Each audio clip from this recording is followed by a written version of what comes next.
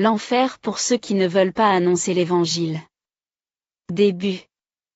Marc 16 verset 15 et il leur dit, allez dans le monde entier et prêchez l'Évangile à chaque créature. Ces derniers temps, j'ai été très occupé en raison de mon horaire de travail où je travaille 6 jours par semaine de 7 heures à parfois 19 heures. Il n'y a qu'1 jour de congé par semaine et c'est le jour où je prends normalement mon temps pour faire la lessive, le nettoyage général, puis prendre mon repos bien mérité, sachant que le lendemain, le cycle commence. En conséquence, je n'ai pas eu le temps de sortir et d'évangéliser les gens comme je le faisais, mais j'ai toujours du temps de prière le matin et le soir et je peux aussi jeûner pendant la journée les jours de jeûne et prier quand je rentrais à la maison. La seule chose qui n'a pas été possible est l'évangélisation de sortir et de partager l'évangile avec les autres en raison de mon emploi du temps serré. À 3 heures du matin, je souffrais d'insomnie et je ne pouvais pas dormir. Je n'arrêtais pas de tourner et de me retourner. Puis au bout d'un moment, j'ai décidé de fermer les yeux et de rester immobile, espérant finalement m'endormir. Quand j'ai fermé les yeux, j'ai vu un trou diabolique sombre foncé. Le trou était large et étrange, comme s'il avait la capacité d'y aspirer des objets. Il y avait un sentiment très diabolique au point que juste en le voyant, un sentiment d'effroi et de damnation incalculable me saisissait et tout mon corps tremblait à l'intérieur et à l'extérieur. J'ai senti tout mon corps vibrer de peur. Puis il a disparu sous mes yeux. Depuis que le Seigneur m'a montré l'enfer à plusieurs reprises, je savais que la fosse sombre était la bouche de l'enfer. Alors je me suis dit, le Seigneur me montre la réalité de l'enfer comme il le fait habituellement, afin que le monde puisse être averti de ne pas aller à cet endroit. Je ne savais pas que j'y allais dans quelques minutes, non pour être montré dans une révélation, mais pour être puni. Après que l'image de l'enfer ait disparu, je me suis lentement endormi. Puis, après quelque temps, je suis sorti du lit pour aller aux toilettes. Je suis sorti du lit et j'ai posé mes pieds sur le sol. J'avais éteint la lumière pendant le sommeil, mais j'avais allumé une torche sur faible car je n'aime pas dormir avec la lumière allumée, ou dans l'obscurité totale, je dors toujours dans une faible lumière. Alors je me suis dit, laisse-moi partir et allume la lumière. Alors que j'allais me lever, je me vis encore allongé sur le lit. J'étais allongé sur le côté en train de dormir. Alors je me suis perdu dans ce qui se passait. Pourquoi étais-je sur le point de me lever du lit et de mes pieds même sur le sol et pourtant je pouvais encore me voir allongé sur le côté en train de dormir? Alors j'ai réalisé ce qui s'était passé, j'étais sorti de mon propre corps. La situation était telle qu'elle était avant de dormir. La lumière était éteinte et la torche était faiblement éclairée. Devant moi, j'ai soudainement vu environ 4 êtres portant des robes noires qui étaient rouges à l'intérieur. 3 d'entre eux ou les démons et un était Satan. Je ne sais pas comment je le savais, mais cela m'est venu à l'esprit. J'ai immédiatement essayé de m'allonger dans mon corps, mais l'un d'eux a réalisé ce que j'allais faire et j'ai mis sa main sur mon dos rapidement pour m'empêcher de rentrer dans mon corps. Satan avait des yeux injectés de sang et des dents de chien et a commencé à siffler sur mon visage comme un serpent avec de la salive coulant sur son visage. Puis il a fait une action en jetant quelque chose sur mon visage mais tout ce qu'il jetait était invisible, mais il m'a frappé comme un vent mauvais qui ressemblait à des sorts et j'ai ressenti une confusion totale et j'avais du mal à voir. Puis les 4 m'ont traîné et quand ils m'ont traîné, je suis apparu en enfer. Je n'ai pas ressenti l'action de voyager, mais dès qu'ils m'ont traîné, je suis apparu à cet endroit. J'ai été projeté sur un sol gris rugueux comme un être sans vie. Je me suis effondré sur le sol. Je n'ai pas été jeté gracieusement ou avec soin, mais comme la façon dont les gens jettent les ordures. J'ai immédiatement su pourquoi j'étais dans cet endroit. J'avais été trop occupé pour évangéliser. C'est un savoir qui m'est venu. Comme si quelqu'un me disait, tu es ici parce que tu n'as pas évangélisé. Cet endroit où j'étais ne ressemblait en rien à ce que j'avais jamais vu auparavant.